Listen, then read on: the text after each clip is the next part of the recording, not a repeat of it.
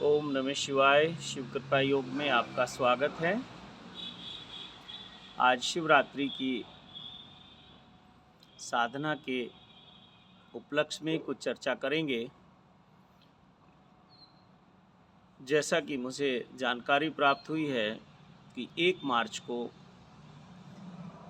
शिवरात्रि है और शिवरात्रि एक बहुत विशेष पर्व है। खास करके जो शिव साधक हैं, शिव भक्त हैं, और मेरी अपनी जो समझ है, मेरा अपना ज्ञान है, वो ये कहता है कि किसी ना किसी रूप में हम सब शिव भक्त ही हैं। सबके जो इष्ट हैं वो शिव हैं, चाहे वो कोई देवी देवता हो या कोई महापुरुष हो या कोई अवतार पुरुष हो या कोई संत हो,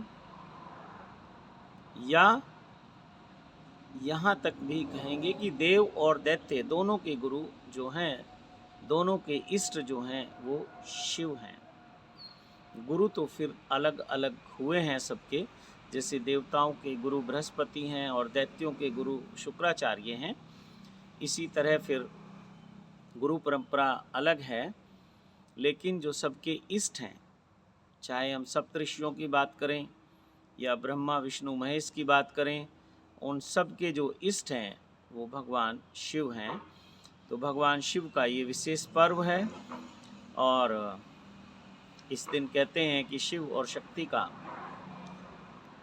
मिलन होता है। ऐसा शास्त्रों में वर्णित है कि शिवरात्रि को ही शिव और पार्वती जी का विवाह संपन्न हुआ था। और शिवरात्रि का साधकों के जीवन में विशेष महत्व है। पूरी रात्रि को जागकर लोग शिव साधना करते हैं और विशेष लाभ प्राप्त करते हैं। जो सालों साल की साधना से हमें लाभ प्राप्त होता है, वो एक रात्रि की साधना करने से लाभ प्राप्त होता है। और सबसे अद्भुत बात यह है कि इस साधना को करने से शिव और शक्ति दोनों का आशीर्वाद हमें प्राप्त होता है। और ये बहुत सात्विक पर्व है। तो जो सात्विक जो हमारी शक्तियां हैं, जैसे शक्तियों के भी 3 रूप हैं, तामसिक हैं, राजसिक हैं और सात्विक हैं। तो जो सात्विक शक्तियां हैं उनका हमें आशीर्वाद मिलता है, उनकी कृपा प्राप्त होती है, यानी कि शिव और शक्ति दोनों का। तो जिसमें हम 10 महाविद्याओं की बात करते हैं, 10 महाशक्तियों की बात करते हैं और अनेक अनेक शक्तियां विराजमान हैं इस ब्रह्मांड में। तो उन सब का आशीर्वाद, उन सब की कृपा हमें शिवरात्रि की साधना से प्राप्त होती है। और शिवरात्रि क्या है? इस ब्रह्मांड के नायक की पूजा अर्चना होती है उस दिन। सभी लोग शिवरात्रि के दिन व्रत रखते हैं और सभी लोग फलाहारी रहते हैं। और ये जो व्रत है 24 आवर्स चलता है, या ऐसा नहीं है, कुछ व्रत में हम शाम को या एक समय भोजन कर लेते हैं, लेकिन इसमें हम फलाहारी रहकर ही पूजा अर्चना साधना करते हैं। तो मेरा तो ये निवेदन है कि शिवरात्रि के दिन सब कार्यों से आपको अवकाश ले लेना चाहिए, ऑफिस से, बिजनेस से, दुकान से, और सुबह से लेके सुबह ब्रह्म मुहूर्त से लेके दूसरे दिन ब्रह्म मुहूर्त तक ये साधना चलनी चाहिए। तो बहुत 24 घंटे की साधना में, या 24, जैसे 3 बजे से हम ब्रह्म मुहूर्त की बात करेंगे तो दूसरे दिन फिर हम इसको 6 बजे तक संपन्न करेंगे। तो ये 27 घंटे की साधना हो जाएगी। और इसका देखना आप जीवन में क्या आपको परिणाम मिलता है। और विशेषकर उन लोगों के लिए ये बहुत ज़्यादा, बहुत ही उपयुक्त ये दिन है, पर्व है शिवरात्रि का। जो लोग सतत साधना कर रहे हैं उनको विशेष आशीर्वाद, विशेष कृपा उन्हें प्राप्त होती है।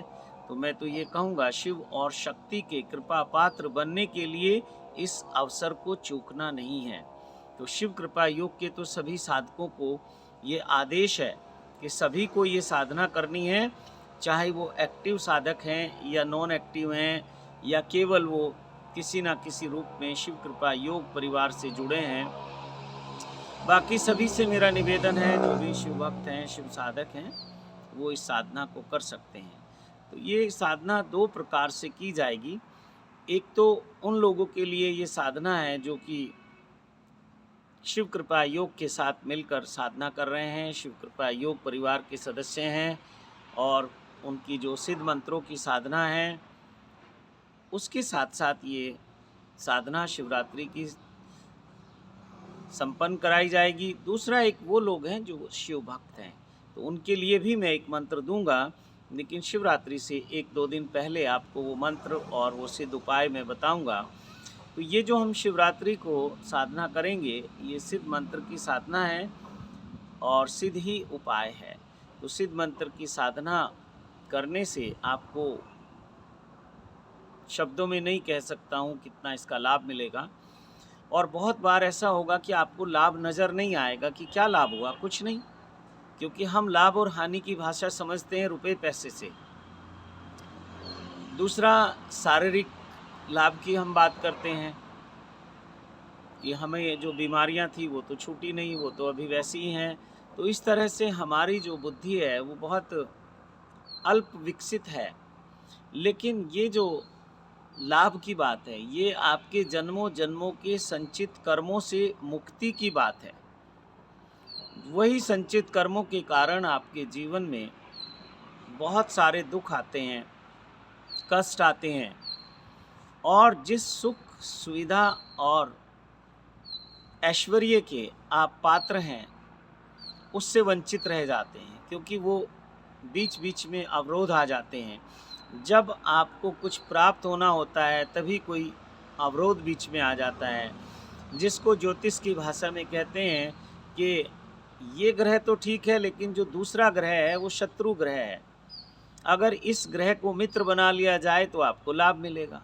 अब मित्र बनाने के लिए फिर उसमें भी कुछ उपाय हैं, कुछ मंत्र साधनाएं हैं, वो अलग एक विज्ञान है ज्योतिष का। तो मेरा कहने का भाव ये है कि शिवरात्रि की साधना करने से आपके जीवन में किसी भी प्रकार का कोई दुख है, कष्ट है, परेशानी है, सबसे मुक्ति मिलती है। आपकी कुंडली में कोई किसी प्रकार का दोष है, उस सब का उपाय इस साधना से हो जाता है। तो विशेष पर्व है और विशेष साधना है, सिद्ध साधना है।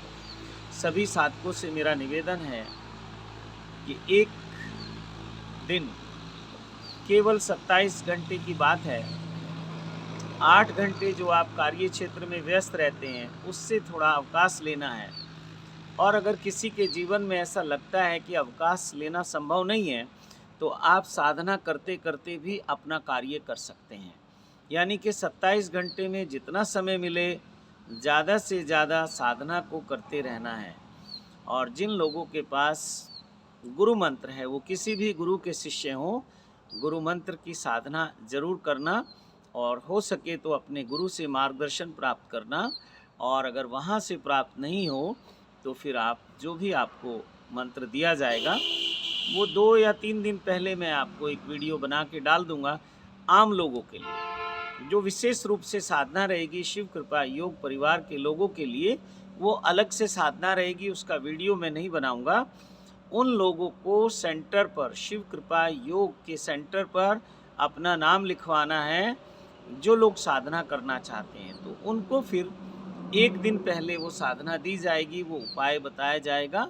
और ये जो शिव कृपा योग परिवार के सदस्य हैं जो सतत साधना कर रहे हैं या जिन्होंने अब साधना छोड़ दी है क्योंकि उनके काम पूरे हो गए, या कुछ लोग ऐसे भी होंगे कि उनको लगा होगा कि कुछ हुआ नहीं है, चलो छोड़ देते हैं, तो वो लोग भी साधना को कर सकते हैं। और ये साधना गुप्त रखी जाएगी। किसके लिए गुप्त रखी जाएगी? जो सिद्ध मंत्रों की साधना करते हैं, शिव कृपा योग परिवार के सदस्य हैं। तो ये आपको करना है। और साथ ही साथ शिवरात्रि से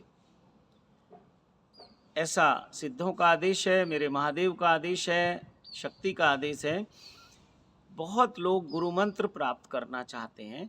और उनकी समस्या ये है कि एक तो पिछले 2 साल से कोविड है, लॉकडाउन चल रहा है, आने जाने की उतनी सुविधा नहीं है, और बहुत तरह के व्यवधान हैं, परेशानियाँ हैं। तो ये उनको फ़ोन के माध्यम से, ऑनलाइन माध्यम से गुरु मंत्र दिया जा सकता है और जहाँ तक संभव है इस यात्रा पे आगे लेकर आपको चला जा सकता है। लेकिन जब ऐसी अवस्था आ जाए कि आपका और मेरा मिलना बिल्कुल ज़रूरी हो जाएगा, तो उस समय देखेंगे सिद्धों की क्या कृपा होगी, भोलेनाथ की क्या कृपा होगी, या तो मैं आपके पास आऊँगा या आप मेरे पास आएँगे, तो आगे का मार्ग भी मैं आपको निश्चित ही बताऊँगा। तो जैसा मैं अक्सर बोलता हूँ कि इस जीवन में भौतिक सुख सुविधाएं प्राप्त करने के साथ साथ हमें अपना आध्यात्मिक विकास करना है, आत्म साक्षात्कार करना है। मैं कौन हूँ इसको जानना है, ईश्वर कौन है इसको जानना है। ईश्वर की बात हम सब करते हैं, भगवान की बात हम सब करते हैं, लेकिन भगवान को हम जानते नहीं हैं, हमारा ये अनुभव नहीं है। तो ये जो शिव कृपा योग आपको साधना कराता है, ये आपको सांसारिक दुखों, कष्टों और समस्याओं से मुक्ति की साधना कराता है। साथ ही साथ सुख, शांति, समृद्धि, ऐश्वर्य, रिद्धि, सिद्धि, धन, ध्यान, ज्ञान, समाधि और शिव साक्षात्कार आपको प्राप्त हो, आत्म साक्षात्कार आपको प्राप्त हो, इसकी साधना कराता है। तो शिव कृपा योग जो मिशन है, ये एक आध्यात्मिक मिशन है और आध्यात्मिक मार्ग पर लेकर जाना ही इस मिशन का उद्देश्य है और आध्यात्मिक उन्नति कराना ही इस मिशन का उद्देश्य है। और आध्यात्मिक उन्नति की जो मंजिल है, उसका पड़ाव है, आत्म साक्षात्कार है और फिर ईश्वर का साक्षात्कार है, शिव साक्षात्कार है, ब्रह्म साक्षात्कार है। इससे पहले जहाँ जहाँ हमारे जीवन में कोई दुख है, कोई कष्ट है, कोई परेशानी है, तो उससे मुक्ति के लिए सिद्ध मंत्रों की साधना का प्रारूप है। तो वो सिद्ध मंत्रों की साधना जो भी मित्र करना चाहते हैं वो कर सकते हैं। उन सब का स्वागत है। अधिक से अधिक लोग सुखी रहें, अधिक से अधिक लोगों के जीवन में आनंद हो, अधिक से अधिक लोग आत्म साक्षात्कार को जान पाएँ, अधिक से अधिक लोग ईश्वर का साक्षात्कार कर पाएँ, शिव साक्षात्कार कर पाएँ। ये नाम ऐसा नहीं सोचना कि ईश्वर अलग है, शिव अलग है, ब्रह्म अलग है और हम अलग हैं। सब एक ही है, लेकिन समझाने के लिए ऐसा बोलना पड़ता है। ऐसा अभी आपने सुना ही होगा कि आत्मा जो है वो परमात्मा का ही अंश है, यानी कि उसी का रूप है।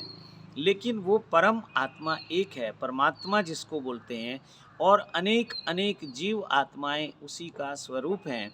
लेकिन वो अपने स्रोत से आए तो सब हम वहीं से हैं, उस परम आत्मा का ही हम हिस्सा हैं। लेकिन फिर यहाँ संसार में हम उलझ जाते हैं, क्योंकि ईश्वर की ऐसी लीला है कि वो मनुष्य के भीतर सबसे अधिक काम, क्रोध, लोभ, मोह, ईर्ष्या, द्वेष, अहंकार के बीज डाल देता है और पूरे जीवन भर हम उन्हीं जो बीज हैं, धीरे धीरे वो छोटे पौधे बनते हैं, फिर वो वृक्ष बनते हैं, फिर उन पे फल फूल आने लगते हैं। किस पे आने लगते हैं फल फूल? काम, क्रोध, लोभ, मोह, ईर्ष्या, द्वेष, अहंकार। तो उसी में उलझ जाते हैं और वहीं बस उसी में उलझ कर हमारा जीवन समाप्त हो जाता है। और देखा जाए तो प्रकृति की तरफ से हमारा उपयोग इतना ही है कि जीव से जीव उत्पन्न होता रहे और प्रकृति का जो ये कार्य है ये सतत रूप से चलता रहे, जीवन यहाँ हमेशा विद्यमान रहे। लेकिन कुछ महापुरुषों ने, कुछ विद्वान लोगों ने, कुछ भगवान के कृपा पात्रों ने या भगवान के जो अवतार हुए, उन्होंने आकर हमें संदेश दिया कि एक आयाम और भी है। जीवन में सब कुछ करने के साथ साथ इस जीवन का जो प्रमुख उद्देश्य है वो स्वयं को जानना है, आत्म साक्षात्कार है और उसके बाद ईश्वर का साक्षात्कार है। जो आत्म साक्षात्कार और ईश्वर के साक्षात्कार को, शिव साक्षात्कार को उपलब्ध हो जाता है, वो फिर जन्म और मरण के चक्र से मुक्त हो जाता है। हाँ, किसी विशेष कार्य के लिए, किसी महान कार्य के लिए, कुछ परमार्थ के कार्यों के लिए, कुछ सत्यम शिवम सुंदरम के कार्यों के लिए वो फिर ईश्वर के आदेशानुसार वो आत्माएं जन्म लेती हैं और जनमानस को मार्ग दिखाती हैं और सत्यम शिवम सुंदरम के मार्ग पर लेकर चलती हैं। तो शिवरात्रि की हम चर्चा कर रहे थे। जो लोग साधना कर रहे हैं उनके लिए ये वरदान की रात्रि है। शिवरात्रि को वो सब वरदान आपको मिलेंगे जो आप चाहते हैं, वो सब मनोकामनाएं आपकी पूरी होंगी जो आप चाहते हैं। उन सब दुखों कष्टों से आपको मुक्ति मिलेगी जिनसे आप मुक्त होना चाहते हैं। और जो लोग अभी साधना नहीं कर रहे हैं तो वो लोग साधना शुरू कर सकते हैं। ये बहुत सुंदर संयोग है। और ठीक उसके दूसरे दिन 2 तारीख को फिर अमावस्या है। तो जो लोग शक्ति के साधक हैं तो शिव से वरदान लेकर और फिर शक्ति की साधना करें। जैसे 10 महाविद्याओं की हम बात करते हैं, तो जो लोग 10 महाविद्याओं की साधना करना चाहते हैं वो भी अपना नाम लिखवा सकते हैं, चाहे वो नए जुड़ने वाले मित्र हैं, साधक मित्र हैं, या वो पुराने मित्र हैं। और जो 10 महाविद्याओं में हैं वो काली जो देवी हैं वो प्रमुख हैं। महाकाली जो शक्ति हैं, जैसे महाकाल हैं वैसी महाकाली हैं, तो वो प्रमुख शक्तियां हैं। उन 10 शक्तियों की प्रमुख हैं वो। तो महाकाली की साधना हम 2 तारीख से शुरू करेंगे। तो जो लोग भी करना चाहते हैं, काली जी की सिद्धि प्राप्त करना चाहते हैं, वो भी अपने नाम लिखवा दें। और इसमें दोनों ही मित्रों का स्वागत है। जो साधक हैं ऑलरेडी वो भी हैं, और जो शिष्य हैं वो भी हैं, और जो नए साधक जुड़ना चाहते हैं उनका भी स्वागत है। तो इसी के साथ मैं वाणी को विराम दूंगा और मेरे महादेव से, महादेवी से प्रार्थना करूंगा कि शिवरात्रि के अवसर पर वो सभी को आशीर्वाद प्रदान करें कि सबके जीवन में सुख, शांति, समृद्धि, ऐश्वर्य से भरपूर हो सबका जीवन। तो इसे सिद्ध प्रार्थना के रूप में मैं ऐसे बोलता हूँ। ओम कर्पूरगौरम करुणावतारम संसार सारम भुजगेन्द्रहारम सदा वसन्तं हृदयारविन्दे भवं भवानी सहितं नमामि। भवं भवानी सहितं नमामि। भवं भवानी सहितं नमामि। मेरे महादेव से, महादेवी से, सभी देव शक्तियों से, सभी सिद्धों से, सभी सिद्ध संतों से, सभी सिद्ध गुरुओं से, ब्रह्मांड में उपस्थित सभी देव शक्तियों से प्रार्थना है, कृपा करो, जय जयकार करो, भंडार भरो, स्वास्थ्य, शक्ति, सुरक्षा, सुख, शांति, समृद्धि, ऐश्वर्य, रिद्धि, सिद्धि, धन, ध्यान, ज्ञान, समाधि और शिव साक्षात्कार से परिपूर्ण करो।